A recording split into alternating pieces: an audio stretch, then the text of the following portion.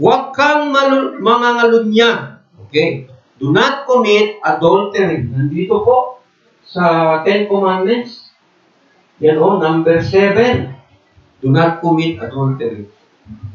Datapwat, sinasabi ko sa inyo, na ang bawat tumingin sa isang babae na taglay ang masamang hangad ay nagkakasala na ang pangangalunya sa kanyang puso. Mga kapatid, it's very common to hear this, na tumingin pa lang sa babae, nagkasala ka na. Hindi ka pa nga gumawa ng anumang bagay. Hello? Tanong ko yung mga lalaki. Sino ang pinakamagandang nilikha ng Diyos dito sa mundo? Yung aso? Yung pusa? Sino? Babae. Uy, hindi nyo, kayo mga babae, huwag kayo maging hipokrito. Kayo po ang pinaka talaga eh. Wala nang iba ang nagpapasaya sa lalaki pag nakita niya yung mga nagaganda ang babae. Masama ba yun? So pag masama yun, magbelo ka na. Mongha ka, magmadre ka. Hindi. Ang masama daw, tumingin sa isang babae na taglay ang masamang hangad. So ano yung masamang hangad? Okay, define natin. Ang isang binata, tumingin sa isang babae, pwede ito maging asawa. Masama ba yun? Masama ba yung pangangasawa? Gusto kang asawahin? Hindi. So, ano yung masama? Okay, i-define natin. Do not commit adultery. Anyone who looks at a woman to lust for her has already committed adultery with her in heart. Okay, the problem with translation of the Bible is, the word woman and wife is one word in Hebrew, Isha. Isha. There's no word for wife in Hebrew. Walang salitang, a woman can be a married woman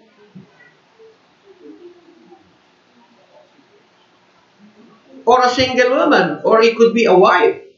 So in this context, mga kapatid, ang pangangalunya ay patungkol po sa babaeng may asawa. Ito, Ezekiel 16:32. O babaeng mangalunya, mas gusto mo pang pasiping sa iba kaysa sa iyong asawa. So, ang tinutukoy na babae ni Yeshua, quote-unquote, is yung babaeng may asawa. Ibig sabihin, pag ang babaeng may asawa, huwag ka nang tumingin, huwag mo nang pag-interesan kahit ano. Bakit? Siya po ay pamamay-ari na ng kanyang asawa. Parang ninanakawan mo ang kanyang ano. So, ibig sabihin, sino ba yung so, ibig sabihin, hindi ito single women. Alam mo, mahirap to ituro mga kapatid kasi pero may paspas naman ang asawa ko. Sabi niya, i-detalye mo. Sige, i-detalye ko talaga kayo. First time ko itong gagawin mga kapatid. This very difficult subject and very sensitive subject. This could misunderstood to be endorsing polygamy or multiple wives. So, at pwede ito magiging hadlang po sa stumbling block sa marami. So, ang virgin woman ay sa Hebrew ay Alma. Alma.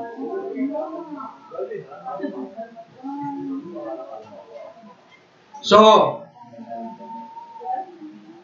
in fact, in traditional Judaism, there is a blessing for seeing a beautiful woman.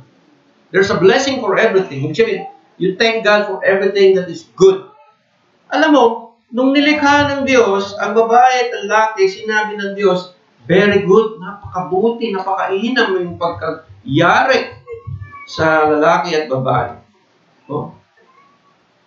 So, So, pwedeng tumingin sa babaeng dalaga na maganda. Ano, gusto mo nang mabulag? Pwede po, pero may blessing. Thank you, Lord, for letting me see a beautiful creation. Diba? Ganun po ang blessing for seeing a beautiful creation ng Diyos. Diba? Ang mga Hudyo, pag nakita ng rainbow, Lord, thank you for letting me see, appreciating the creation of the wonders of your creation. So, ibig sabihin, you're giving God the glory for creating that beautiful woman. Diba? Kaya, yung tao, depende yan sa lalaki. Yung lalaki na spiritual, papasalamat sa Diyos. Ako po, pag nakita ko ng magandang babae, alam mo ang sinasabi ko? Hallelujah! Hallelujah! Kasi, para mauna na ang Panginoon. Diba? So maliwanag po, sa thou shalt not commit adultery po, ay patungkol sa babaeng may asawa. Okay? Hindi po sa dalaga. Keep that in your mind, kasi lalalim tayo. Okay. What is the first commandment in the Torah? The first commandment in the Torah is to, and God gave them the increase, or bless. The word bless means to increase.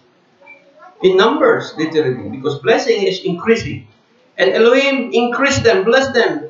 Be fruitful and increase. Multiply.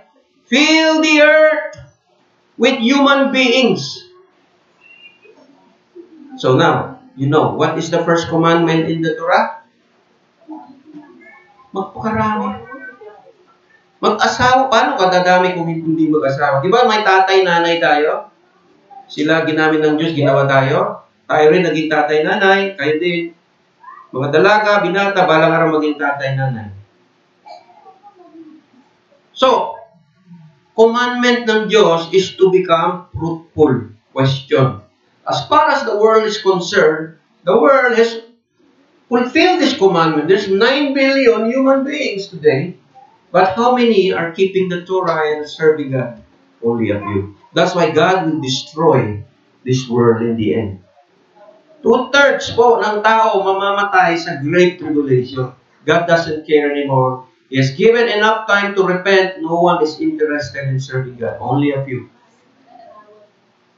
Among all the Christians, very few are keeping the Torah and believing to obey God. Sabi ng Diyos, I will destroy the earth sa tribulation, mga kapatid. Kasi po, hindi yung problema yung magpakarami pag lahat naglilingkod sa Diyos. Problema, dumami nga hindi naglingkod sa Diyos. Doon galit ang Diyos. So ibig sabihin, the concept is magpakarami ng lahi. Okay, tingnan natin how this commandment is progressed. Father Abraham, I will make you the father of multitudes of nations. I will make you exceedingly fruitful.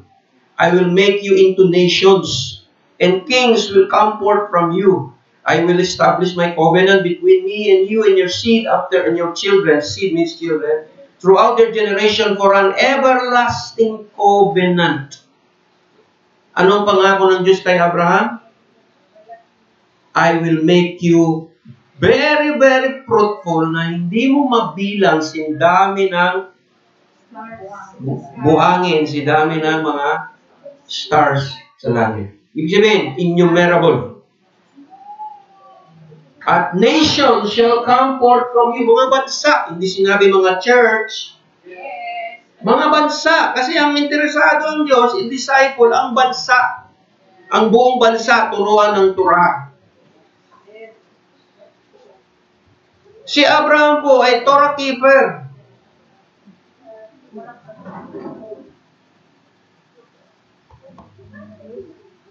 Genesis 17.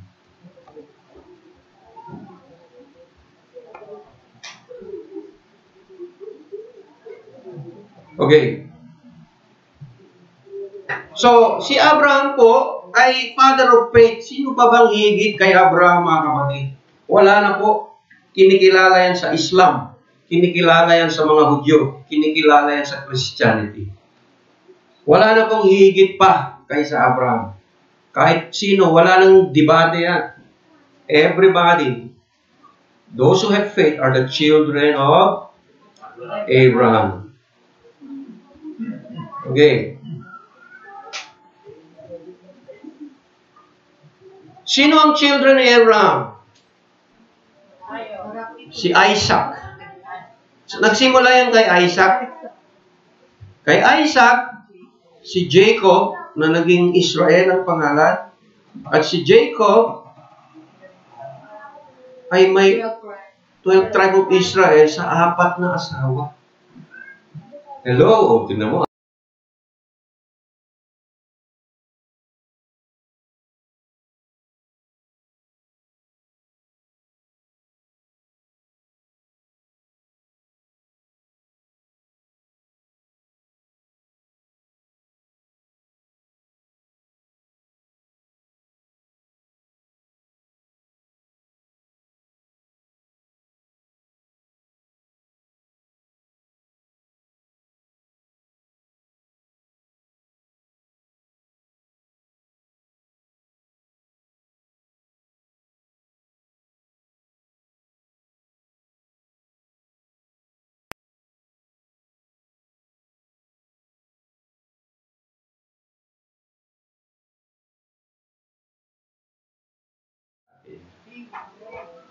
Sabi ng Jeremiah 31, sa araw na yon, sabi ni Yahweh, ako'y magiging Diyos ng buong Israel at magiging bayan ko sila.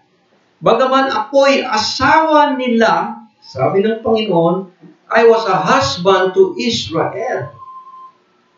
So ditong concept, mga kapatid, sino po yung asawa ni Yahweh? Ang 12 tribe of Israel. Hello? Ang 12 tribes ay hinati sa dalawang southern tribe and northern tribe. Judah and Benjamin, Ephraim and Manasseh, and the rest of the tribe. So 10 tribes plus 2. From the north to the south.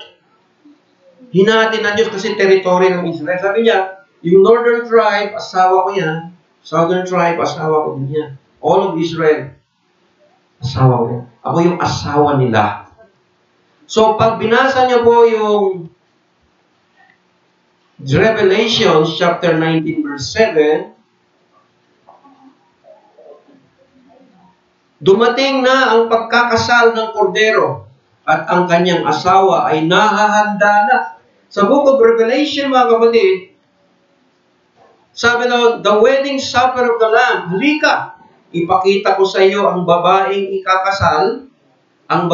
ikakasal, ang asawa ng kordero, the Lamb. Ang asawa ni Yeshua, sinong asawa ni Yeshua? Sinong asawa ni Yahweh? Wala nang iba, kundi Israel. Tanong, ito na yung mabibigat dito.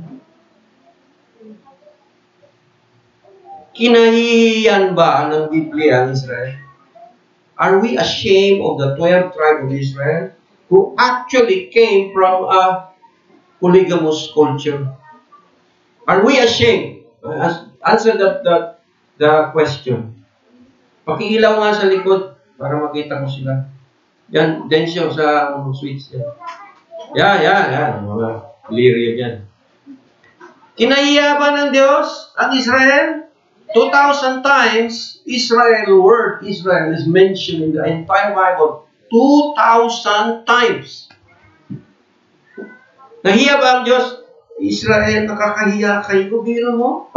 Sabi rito sa Genesis 31:33, ang tolda ni Jacob, si Israel, ang kay Leah, may tolda si Leah. Gayon din ang dalawang aliping babae, si Bilha and Silpa, pumasok din siya sa tolda ni Raquel.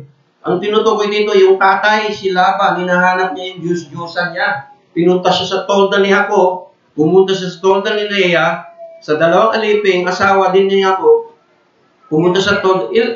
So ilang tolda? So, bawat asawa ni Jacob ay may kanya-kanyang tolda. Is like a makeshift house. Kumpleto yon. May sariling gamit, may sariling lutuan para hindi sila mag-aaway. Walang pakialaman. Ayan na, sabi ko nga ba, asawa ko mag-react eh. Hindi, mga kapatid, question. Nakakahiya ito? Nakakahiya ba ito? Magulo. Okay, magulo. Pero nakakahiya ba? Kinahiyan ba natin sila, mga Israelites na ito? May bisita tayo. Taga saan po yung mga bisita natin? Crowd one. Crowd one. Ano po mga Adventist? Istanbul na naman. Nagkataon kasi mga kapatid, kasi meron tayong issue at na kailangan talaga may paliwanag kaysa naman maling akala tayo. So, the Torah does not condemn Jacob with multiple wives. Nakita nyo ba na nagalit ang Diyos? In fact, the whole Bible is silent about this, mga kapatid. To have multiple wives is not a command in the Torah. Yan, celebrate na yung asawa ko. Ang command is to be fruitful and multiply. Pero hindi sinabi, you shall marry 2 women. Wala pong commandment yan. Wala rin commandment na mag-asawa. Ha?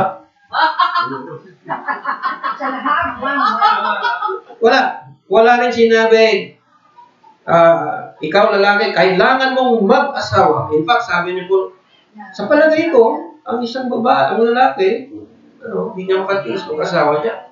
Wala pong commandment din. So, pwede ka maging single. It's not a shame to become single.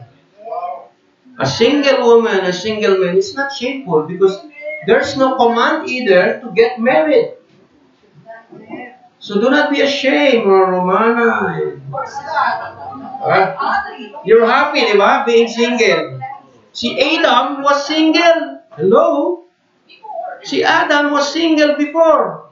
Hindi niya sinabi, Lord, I'm so lonely. You need to give me a wife. Hindi po humingi ng asawa si Adam dahil masaya po siya sa buhay niya kapiling ang Diyos. At busy po siya. Biro mo, pinapangalanan niya ang mga hayop o ikaw, butike. Ikaw, langgam. Kaya lang, yung langgam sa Bisaya, ibon. Ayaw ants. Hebrew yun to si Kwan. So, busy po si Adam, hindi po siya naghanap ng asawa. So, if you're single, busy ka sa iyong kinabuhi, sa Panginoon, okay lang po yan. It's not a shame. Do not be pressured. Ako naiinis ako dati pag sinabi, hinata ka pa. Pakialam, bakit? Problema mo. Ikaw na mong blame. Hindi ito yung di ba sa mga babae, it's very common. Lampas ka na sa kalendaryo. 31. Hindi mo alam ang Biblia, life begins at 40. Diba? 40 years in the wilderness, 80 na. It's not a shame, mga kapatid. So, balansehin natin, The Torah does not condemn men with multiple wives, such as Jacob, such as King David, Abraham, most of the leaders of the tribe of Israel. They are polygamous. And the Torah does not also says that you shall be like them. Hindi na sinabi, gayahin mo si ganito na maraming asawa. Wala din sinabi. Mamaya makikita natin ang batas ng Torah.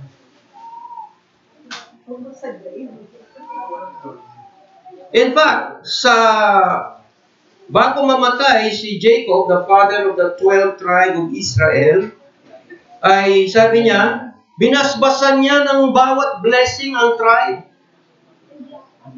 So, masalimuot na pamilya, magulo, pero bandang huli, kaya palang i-bless pa rin ng Panginoon. Bakit? Siya yung Panginoon eh. So dito, tumingin ka sa Panginoon. Hindi sa pagkakamali nila, hindi sa Panginoon.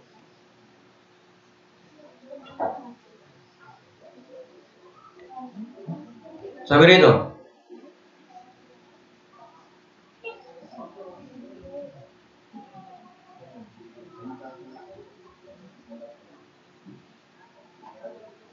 rito,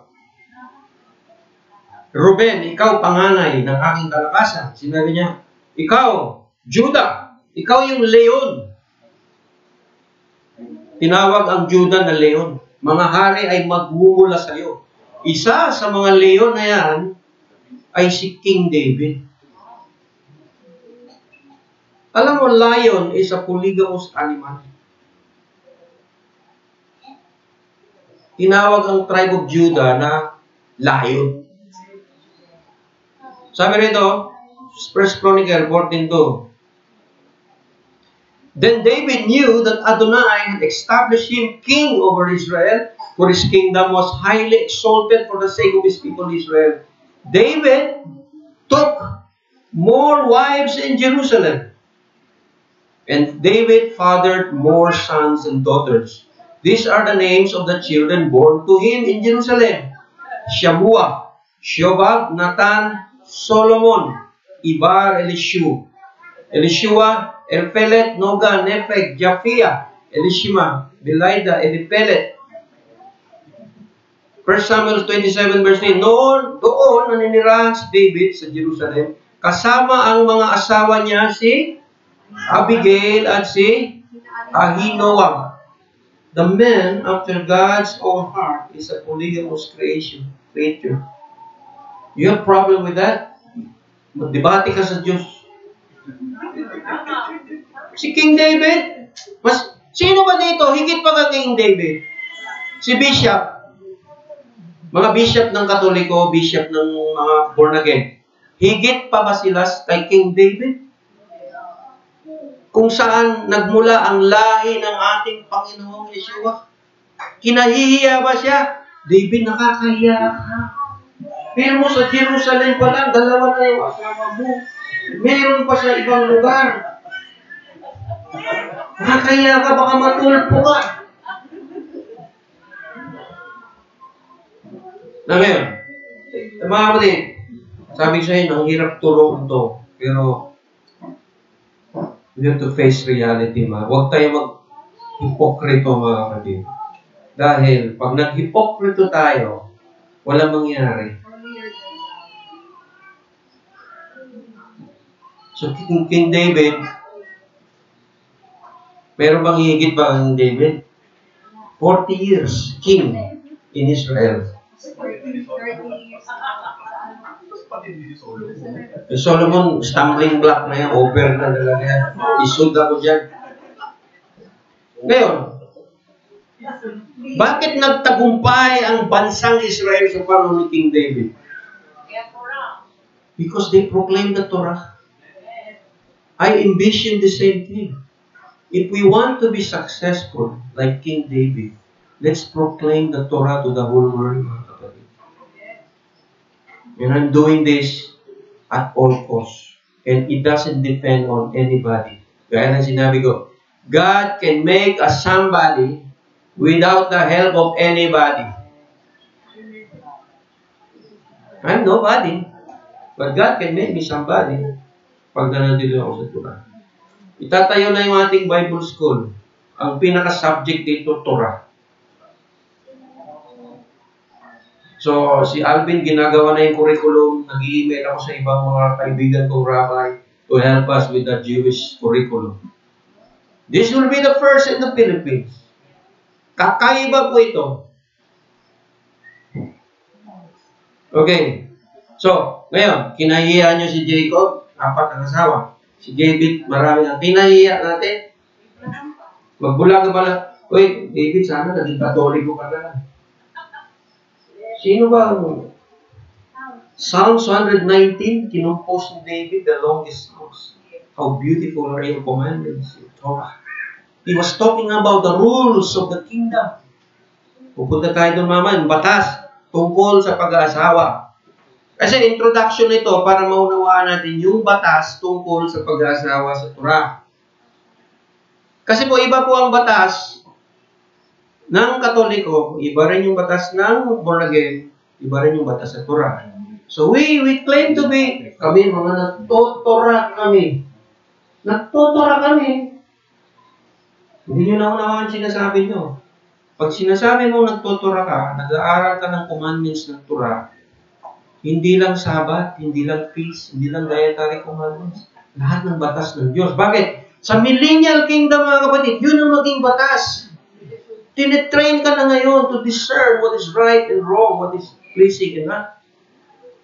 Not according to man's opinion, and lalo na hindi sa emotion ng babae.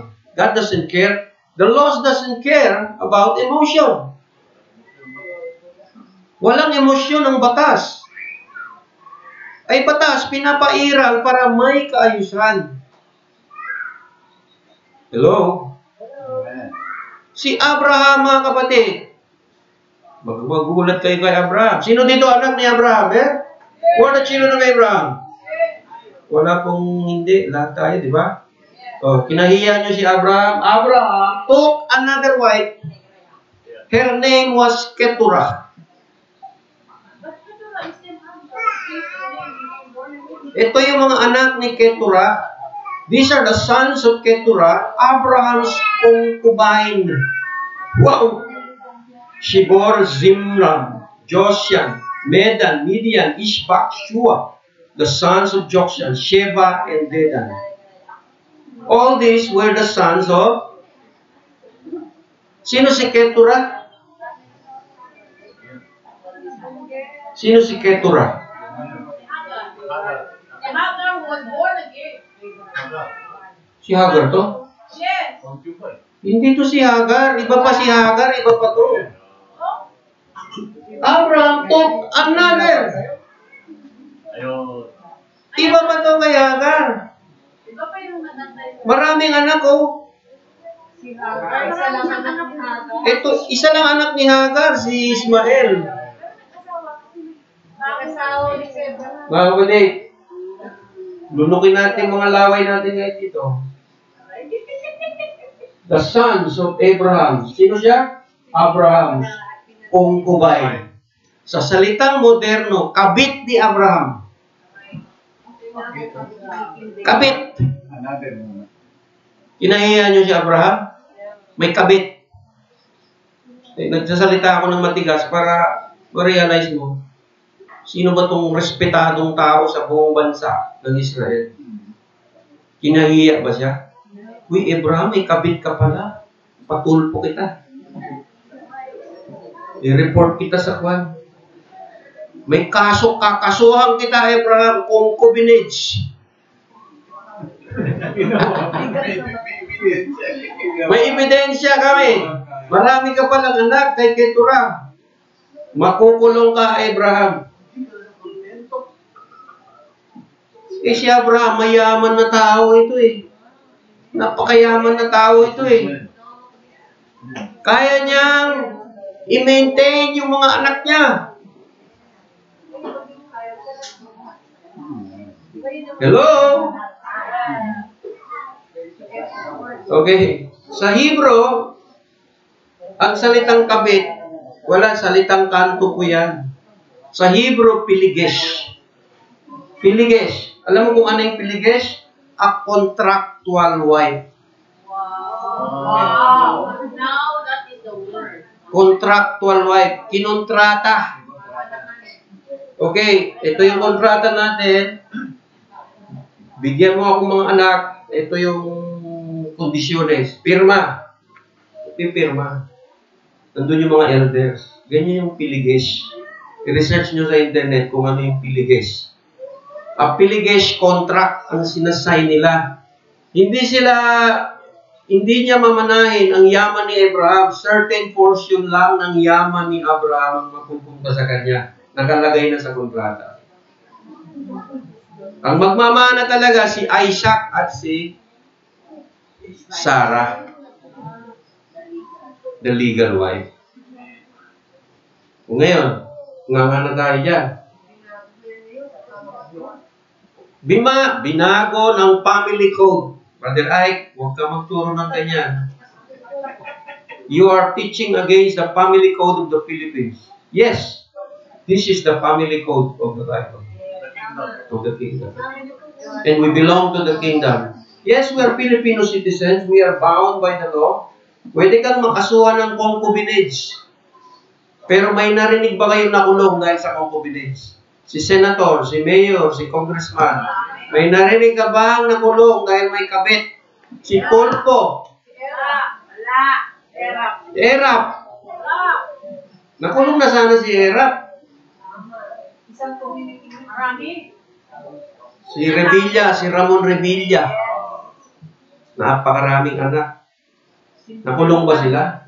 Si Chavit Singsong, nakulong ba? Wala. Sumabit ba si Chavit? Kapatid,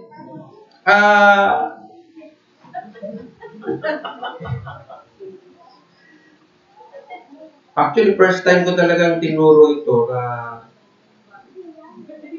ganito. Kasi, para matimbang nyo kung paano nyo huhusgayan yung isang tao na nahuli ng may concubine. Moses. Ito na. Pinaka-respetadong propeta sa buong Biblia. Moses, the holiest man in the Bible.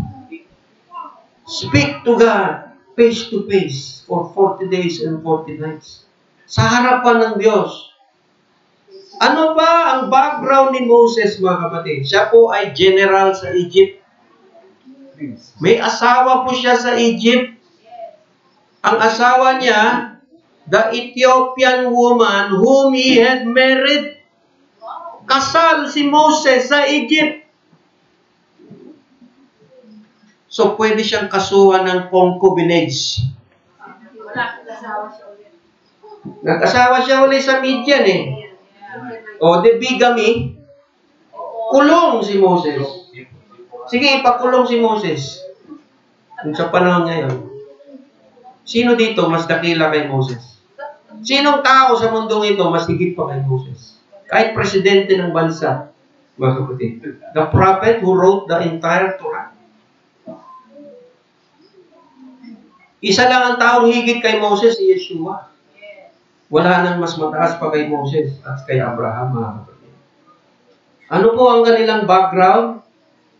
Sila po ay mga banal na lingkod ng Diyos. Pero meron silang mga istorya sa buhay nila. May pinagdaanan sila.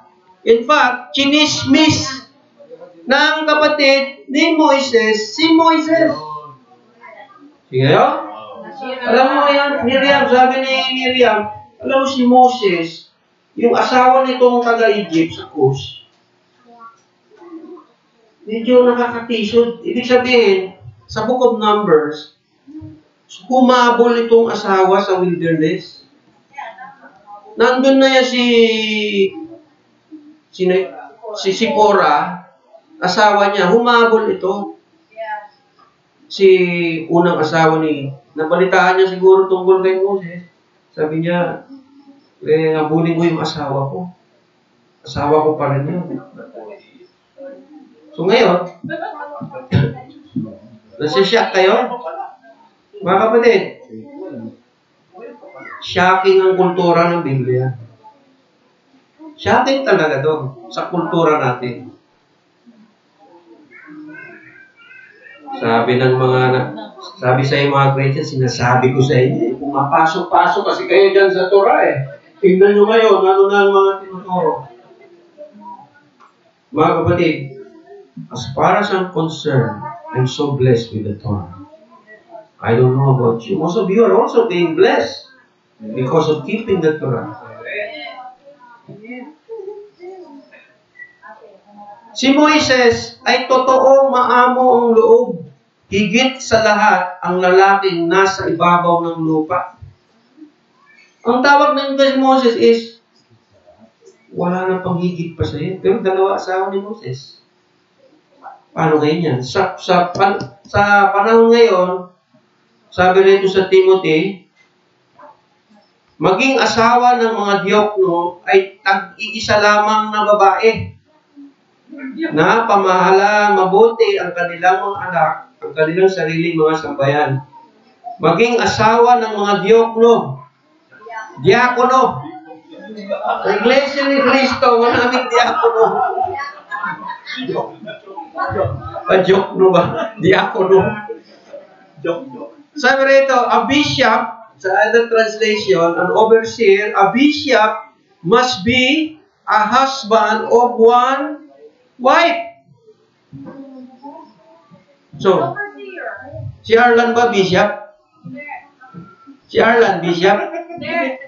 Oh, so, hindi pala siya bishop eh. Kasi sa bishop lang ito eh. Sa iglesia, ang bishop. Obispo.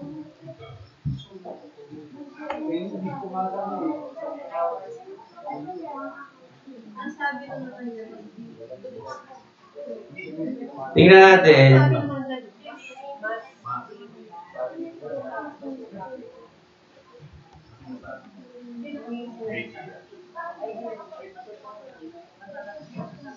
The virtuous woman, the ideal wife. Hello? Kinig kayo mga kababaihan. Ito po alam mo sa tuwing Sabat, pinag-pray ang Proverbs 31 sa mga babae. A virtuous woman who can find. An accomplished woman who can find. Her value is far beyond rubies. Her husband's heart trusted in her, and he lacks nothing valuable. She brings in good and not harm all the days of her life.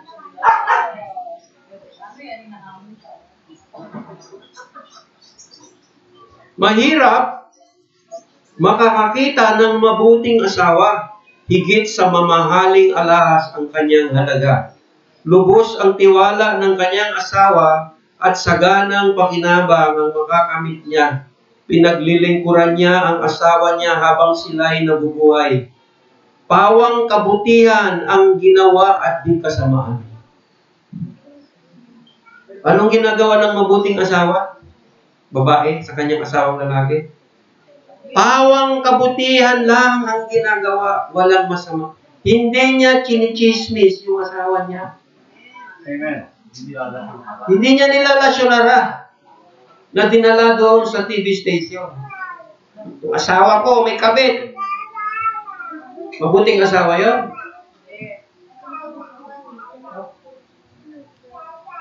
Tingnan natin. Ang mabuting asawa, wala siyang tigil sa paggawa. Hindi na halos nagpapahinga. Parang si Florence ito.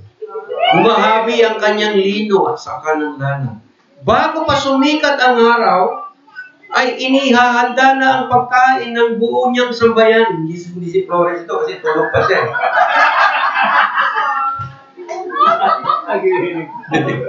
Mihilig pa yata sa bago pa sumikat ang araw, Sa gabi niya inihahanda na ang pagkain ng buo niyang sambayan. Gano'ng kasipag ito? Asawa mo to, Brother Alvin? Wow. Pati na ang gawain ng mga katulong. May katulong. May katulong sa bahay. Gayon may naiingatan ng kamay at katawan upang matupad ang lahat ng tungkulin niya araw-araw. Sa kanya'y mahalaga ang bawat ginagawa. Hanggang hating gabi, makikitang nagtiyatyaga. Kaya na hospital. Sawa mo to, Brother Alvin? Gumagawa ng modules. Nagpupuyat. Mahalaga ang bawat ginagawa hanggang hating gabi makikitang nagtsatsaga.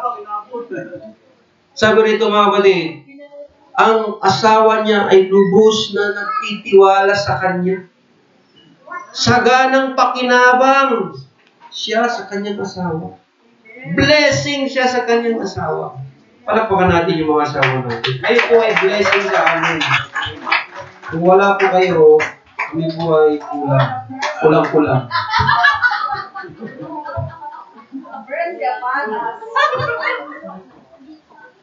So mga kapatid, kung tuloy-tuloy mo yung proverb, marami pong ito po ang ideal woman.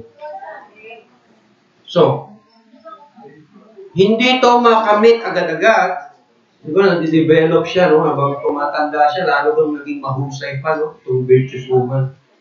Pero sa mga binata, ito na yung pinaka prayer mo. Kung mag-pray ka ng asawa, ito ang ipag-pray mo. Ito yung gusto mong asawa.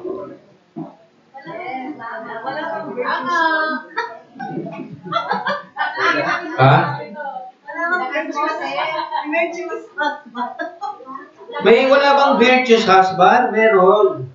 Blessed is the man who does not walk in the counsel of the walang Torah. See? Humingi ka ng counsel sa walang Torah. Blessed is the man who listens to the counsel of the Torah keepers, righteous. Hindi sa walang Torah. Hindi ka humingi ng payo sa walang Torah, lalo na hindi ka tulpo. Humingi ng payo sa mga nagtutura. Diba? Blessed is the man. Whatever he does, prosper. He shall be like streams planted by streams of water.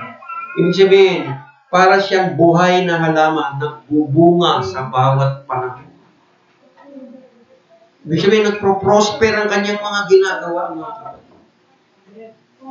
Yun po ang virtuous husband. Okay, medyo pabigat na ito ng pabigat.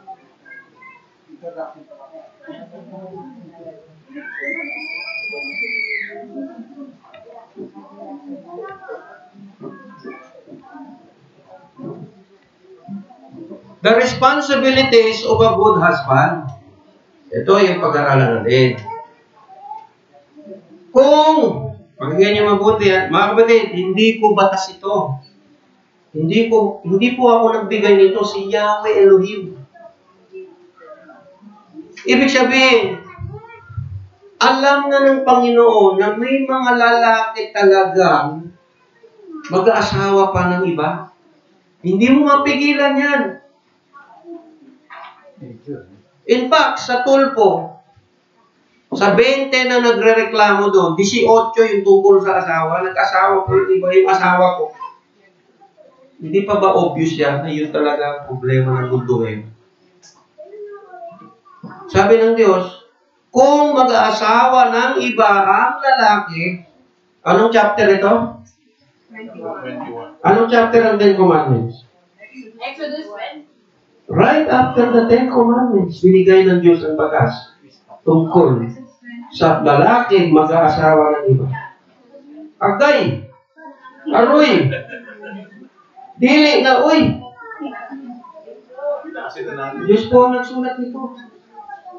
Huwag sabihin nyo, hindi, tuturo na ako ng Torah dahil naniniwala ako sa batas ng Diyos na mas may kaayusan kaysa batas ng tao ngayon.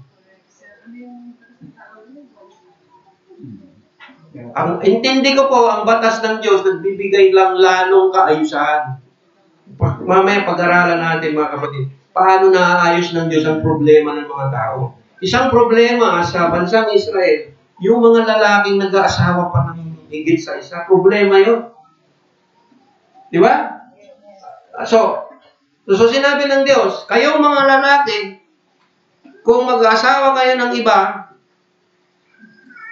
patuloy na bibigyan ng kanyang pagkain, garamtin, damit, at karapatan bilang asawa, marital rights, kasama yung pagsisiping.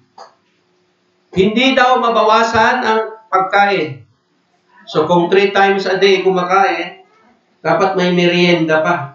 Bigyan mo ng budget, 3 times a day pagkain plus merienda. Hair clothing. Damit. Diba? Kung sa mall bumili ng damit, mahal shopping. Depende sa babae kung yan ay class. Yan po ay mataas ang maintenance. Pero kung ukay-ukay lang ang binili niya,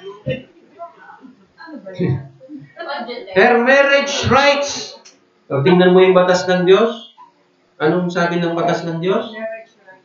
Kung magka-problema yung mga lalaki dito sa bansang Israel,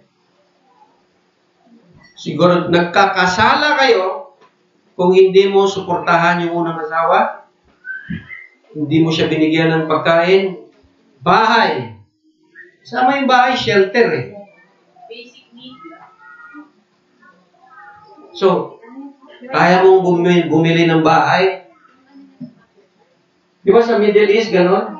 Kung ano ibigay mo sa isa, dapat mayroon din yung isa. So, kung may bahay itong isa, dapat mayroon din ito. Hindi mababawasan. Hindi mababawasan ang kanyang privilege. Iyon po ang pinag-aawayan sa mga divorce settlement court. Sabi ng babae, I want 100,000 a month support. Sabi sa divorce court, yan ang pinag-uusapan. Hindi too much siya. Di ba si Chris Aquino, tsaka si James Yap? Public figure yan, di ba? Pagka ginagawayan nila yung paano sila maghati-hati. Pero dahil mayaman naman si Chris Aquino, kung itong babae ay walang trabaho, madalas sa Middle East, walang trabaho yung mga babae. Domesticated lang talaga. So, dapat daw bigyan ng bahay, pagkain, and loving. Di ba saging basta labing? Yan po ang karapatan ng babae na pinoprotektahan ng batas ng Diyos. So, do not diminish her rights. Ibig sabihin, pag binawasan mo ang kanyang karapatan, nagkakasala ka sa Diyos. Doon ka nagkakasala. Inalaw ng Diyos, pero nagkakasala ka kung hindi mo kayang bigyan. Yun, doon ka nagkukulang, nagkasala. The Muslim law is also like that. Yeah, the Muslim law. Si Charina is half Muslim, by the way. You have to provide. Anong meron the first, dapat yung second, third, fourth. So,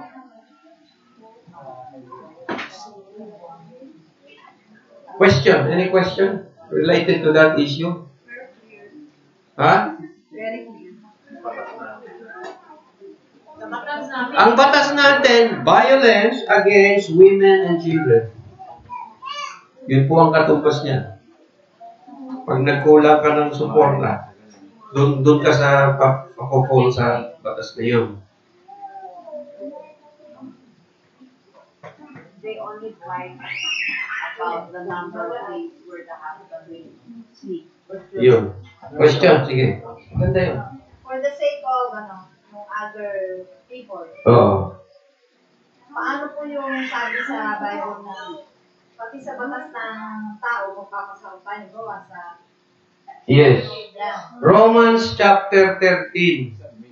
Magpasakop kayo sa mga authority dahil walang authority maliban sa binigay ng Diyos. So, sinong nagbigay ng authority sa Konstitusyon ng Pilipinas? Diyos pa rin. In fact, sinabi sa Philippine Constitution, we, the sovereign Filipino people, with the help of Almighty God, do promulgate the Constitution of the Philippines. Ang question na lang mga kapatid, sino bang ihigit pa? Batas ng Diyos o batas ng tao? Kung hindi ka believer ng Torah, batas ng tao. Pag believer ka ng Torah, batas ng Diyos. Dahil ang batas ng Diyos, yun yung batas ng millennial kingdom. Question. Magtanong kayo mga kapatid dahil I want you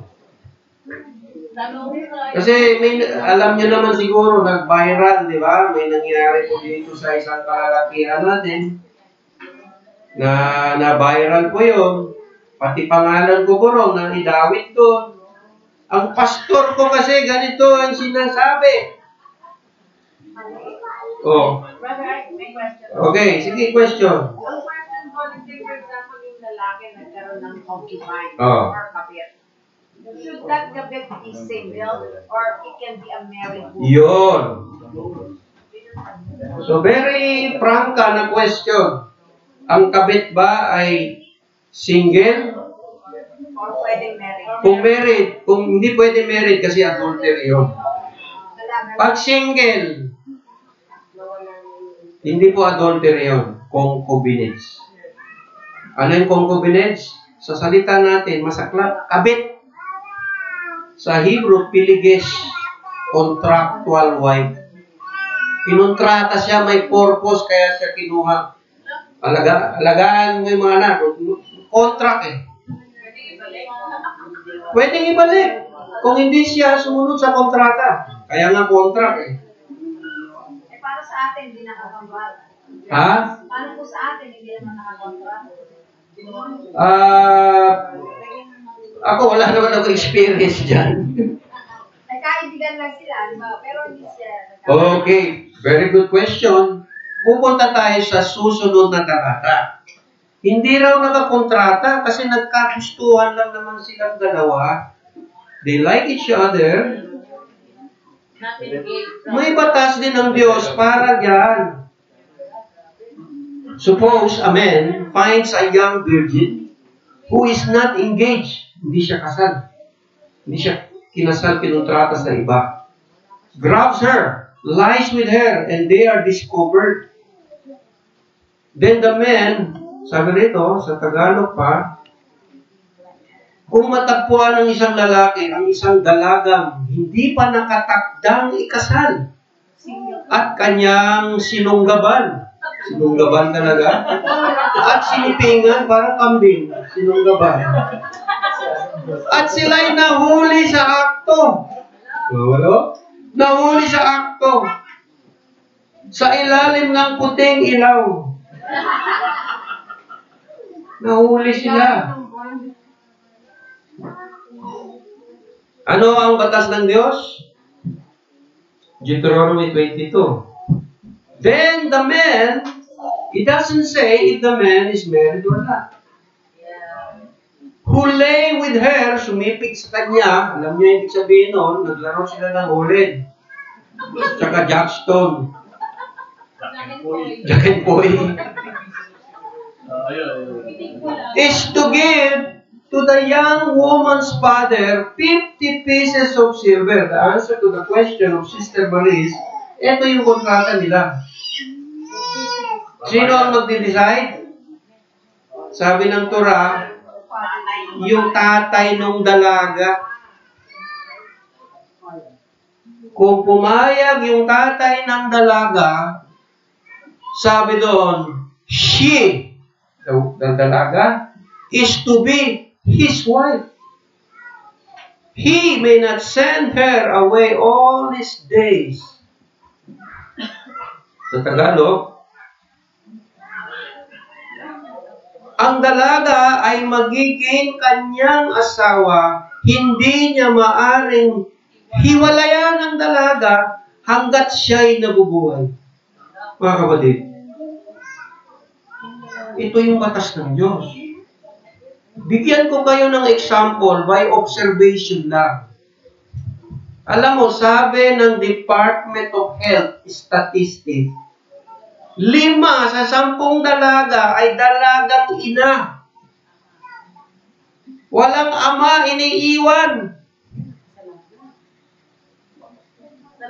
Mga lalaki ngayon, wala nang responsibilidad, sense of responsibility.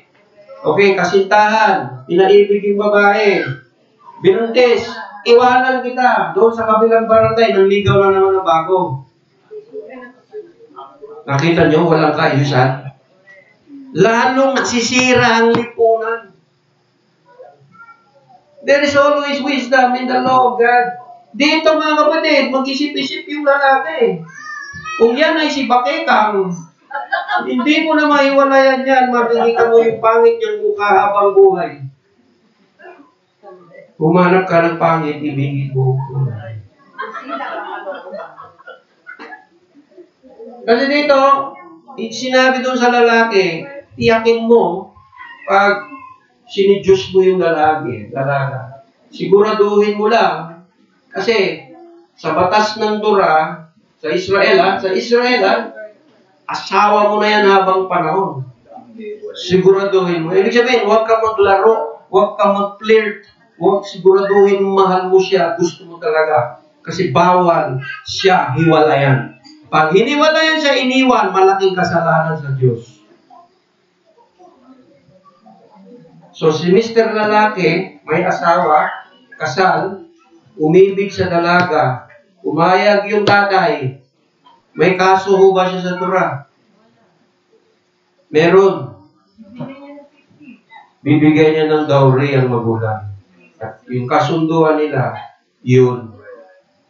Penalty. Pero ibig sabihin, kasi po, ganito yung practical concept noon. Yung mga dalaga, katulad ni Rebecca, sila yung nag-iigib ng tubig sa bahay. So ngayon, inasawa mo, wala nang nag-iigib. Wala nang pakinabang ngayon kasi nasawa mo na eh. Ngayon, bayaran mo yung tatay para makabili ng gripo. Para magpabutas ng poso negro. Para may pambahay kahit kontrata kay Densyo. Pahugay ng tubig. Kasi wala nang nag-iigib eh. Inasawa, tinanan na eh. Mga kapatid, I realize mga kapatid, mas marangal pa ang batas ng Diyos kaysa batas ng tao ngayon.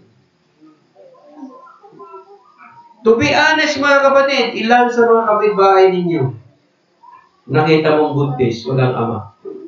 Iniwan, napakarami. Hindi ko pwede yun sa Diyos. Lalaki po ang bata na may generational curse.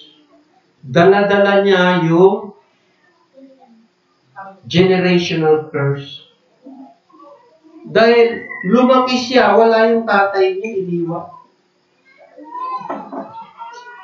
Ibig sabihin mga kapatid, yung magiging anak, pinoprotektahan ng batas ng Diyos, ang magiging anak nila, anak po ang nakikita ng Diyos, advance ng Diyos eh. God is concerned about the children. Hindi na yung selos-selos ng mga asawa. Although natural, selos-selos talaga yan. Kaya nga si Jacob, 4 ang tolda. Okay. Marriage in the Torah is against today's culture. Question. Paano po kami hindi pumayag yung tatay? Yun, magandang tanong. Good question. Hindi pumayag yung tatay. Pwede mo hiwalay. Hindi pwede. Pag yung tatay, pag ayaw ni Alvin, ika-cancel niya. Ayaw ko sa iyo, wala kang Torah. Ayaw ko maging asawa ka ng anak mo. Ha? Wala kang Torah. Pwede. Hindi pwede. Pag nakita niyo po sino nagde-decide? Yung tatay. Dahil yung tatay ay may authority sa pamilya. Siya yung kausap. Tatay sa tatay nag-uusap. Sa mga ita, ganun din sila. Pag gusto asawahin yung kapwa ita, tatay ang kausap ng tribal chieftain. O yung anak ko, nagkagusto sa anak mo. Okay ba tayo? Magrabay ka muna. Pareho naman tayong kulot. Papayag ako, magrabay ka muna. Marabay nung mataas, mga edad na ni Precious nun, mga 31. Nagsabi naman eh. Magrabay daw siya eh. Ayan. O ngayon, mga kapatid, hindi ko ito makikita sa New Testament. Kasi kayo, pagka Old Testament kayo tuloy yun. Mga kapatid, Diyos po ang nagbigay nito, mas marunong pa ba tayo sa Diyos? Okay, last verse. Question. example, yung lalaki, walang maibigay sa tatay. So, pwede bang Walang maibigay. Oo. Pero pumayag. Pumayag yung tatay, pero sabihin lalaki, Wala naman, going. Pwede naman na future. Pag nagtatrabaho na po ako, bibigay ko po installment yung dowry. Kontrata na siya eh. Depende sa tatay kung papayag na maging hindi. Ngayon, kung ito ay mayaman na tatay, ang dowry nito, hindi lang 50 shekel. Yan, minimum. Baka 500 shekel. Minimum lang ito. Kung anak ni Abraham ito, 500 shekel ito. Sa Muslim, they practice that a dowry. They talk to the father. Yes, dowry. In fact, the Holy Spirit is called a dowry. The down payment of the Father in heaven. Okay, question pa? Sige, i-viral nyo na itong video para magkaalaman na tayo sa mundo nito. Hindi. Mga kapatid, lockdown na kasi ngayon lahat. Hindi nga pwede mangaral. I don't care. Kasi po, tingnan nyo, mas maraming nasirang buhay na walang tura kaysa may tura. Mas maraming illegitimate children dahil hindi pinoprotektahan ng batas ng tao sila. Ang tura, pinoprotektahan niya yung babae. Pinoprotektahan niya yung anak. Pinoprotektahan niya yung buong pamilya. Sino nga na mas matalino niya? Katulad nito. Okay, follow-up question na lang. Ha? When a man has 2 wives, alam na ng Diyos na may lalaki talaga na ganun. Gano'ng karami? Ilang percent? 90%. Ouch! Ako nasa 10% ako.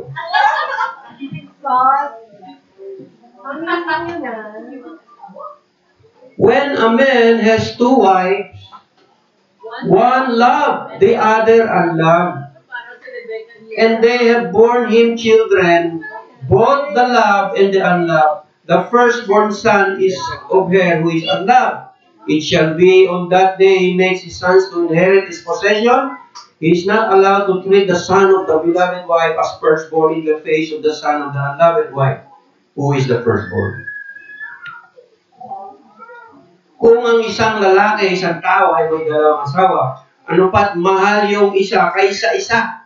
Mas mahal daw yung isa kaysa sa number 2. Ngunit, kapwa may anak, ang panganay niyang anak ay ang hindi niya gaano mahal. Ibig sabihin, siguraduhin mo. Kasi, ang firstborn inheritance, may bibigay kung sino yung unang nanganak. Pero again, mga kapatid, the Torah already assumes that there will be men like that. And the truth is, there are a lot of men. Just look the newspaper. Just look in the showbiz world. It's very common to hear a policeman, dalawang asawa, police, 3. Si mayor, nahuli, may kabit. Tingnan mo sa YouTube. Si governor, nahulog, may kukubay. Diba? Lalo na sundalo. In every place, replace. In every port, report. Very common yan mga kapatid kasi hindi siya design, hindi naka-design na mag-isa siya. Kaya hindi namin alam si Brother Ding.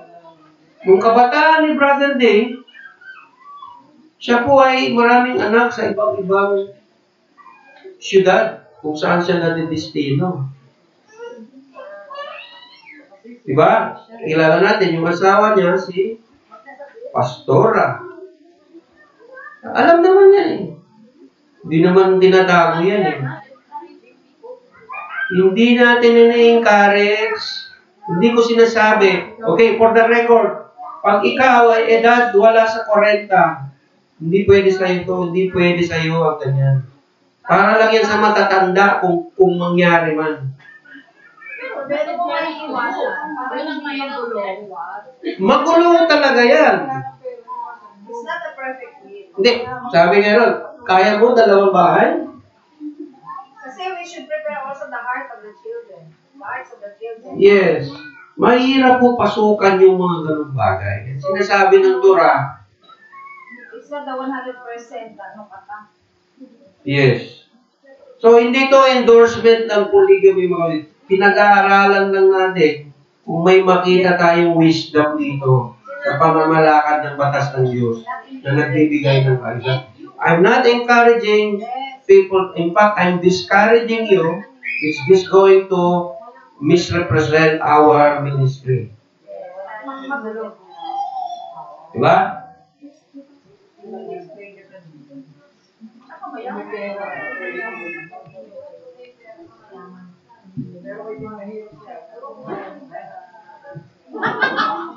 Sobra-sobra pera.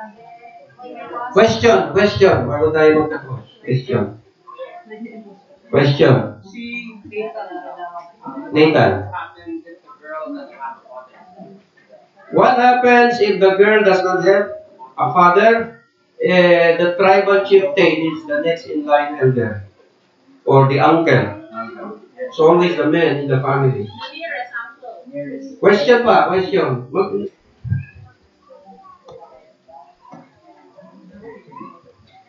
the brother of the father can be. Question. Okay, again. I'm not endorsing polygamy. I'm not encouraging. I'm just explaining. Just in case may nangyaring ganyan, may kaayusan ng Diyos. Hindi ito commandment. Tsaka kung may ganyan dapat, kung may mangyaring ganyan man dito sa congregation, huwag kilabas, dapat dito lang tapusin. Hindi nga, nandun na nga kay Tulpo eh. Kasi pangit na dito eh. Wala na tayong magawa, hindi mo na may balik yun. Hindi lang yung pamilya niya sinisira eh, pati yung pamilya niya sa MNDC or dito sa... Well, May mga taong ganyan kasi. Kasi pamilya... yeah, hindi dapat talaga yun isa na publiko. Hindi dapat isa publiko yun. Yun po ay malaking kasalanan ng nasyonara. Evil tongue po yun. Ang parusa po dyan ay exile. Parang kitungin. Nakakahawa. Kaya huwag nyo na po i-entertain pag may tumawag sa iyo. Alam mo, sister, kawawa ako talaga. Maraming ganyan. Parang sinasabi niya, umalis ka na dyan sa Torah school na yan. Ano mangyari sa iyo? Kami papunta na sa Goshen. Ang next project nito, Goshen ng kapatid. Right.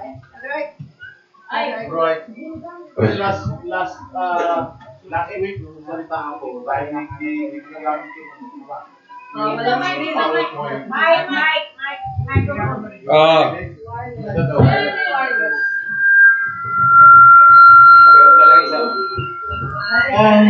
issue kasi dito mga kapatid, bilang miyembro ng kahal na ito, pag may issue na ganito, dapat ang una yung lapitan kami. Hindi yung kayo-kayo ang nag-uusap, tapos ang nangyayari dito kung saan-saan nakakarating dito, chismis. Ang una dapat yung lapitan, kami na nagtuturo dito. Eh hindi, inuna yung ngayon, tapos naghahangad na pumunta rito at mag-aral ng Torah. Eh, sino ba ang pastor mo? Si Tulpo ba ang pastor mo? Dito nga itong mag-aral ng Torah.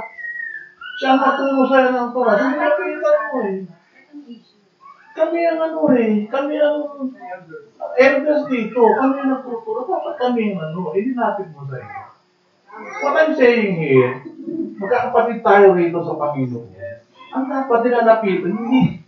Pag may bagay na gagawin ng chismis eh. Hindi naman kami aware sa lahat eh. Kailangan ba namin malaman lahat?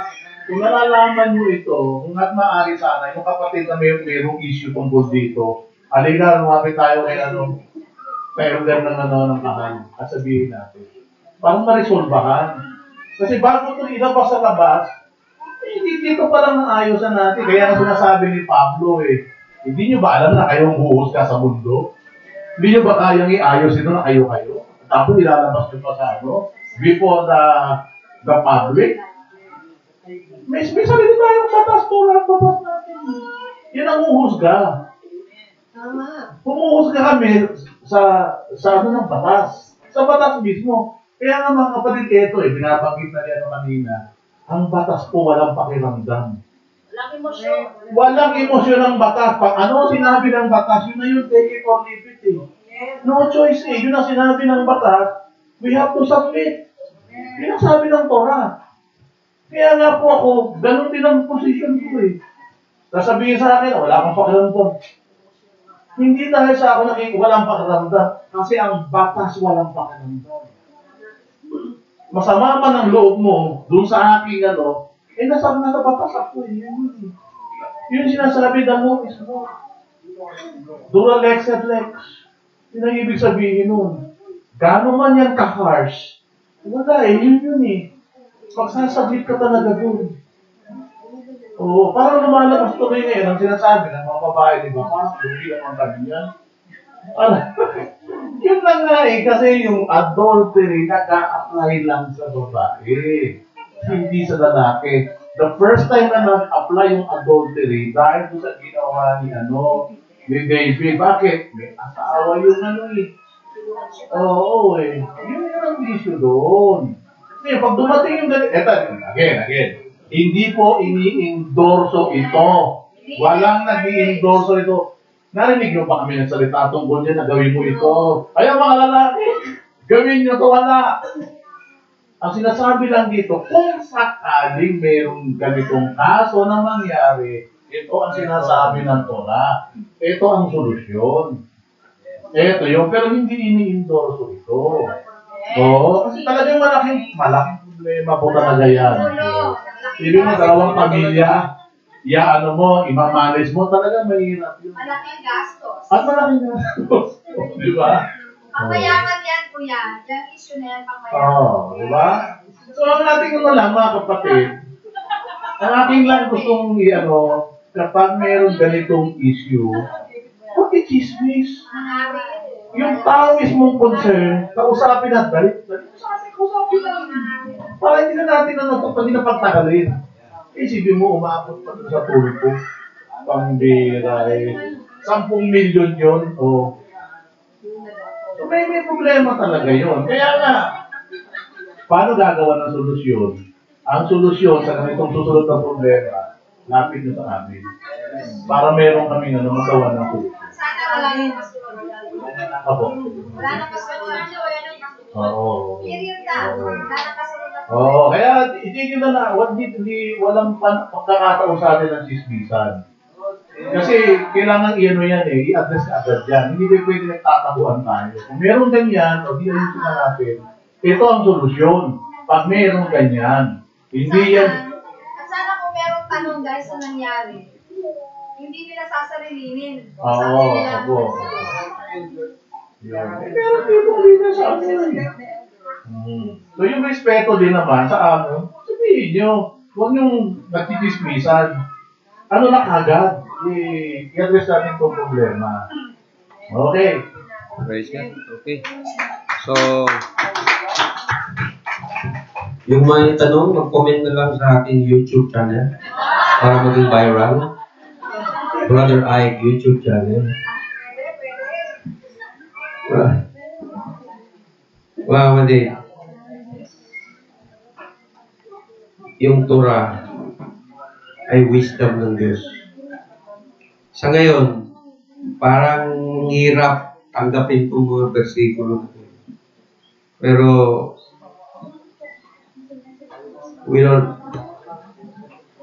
dahil galing sa Diyos, we rest assured, alam ng Diyos ang ginagawa niya. So, amen. So, Brother Joji, can I call you to sing the song? I receive the blessing.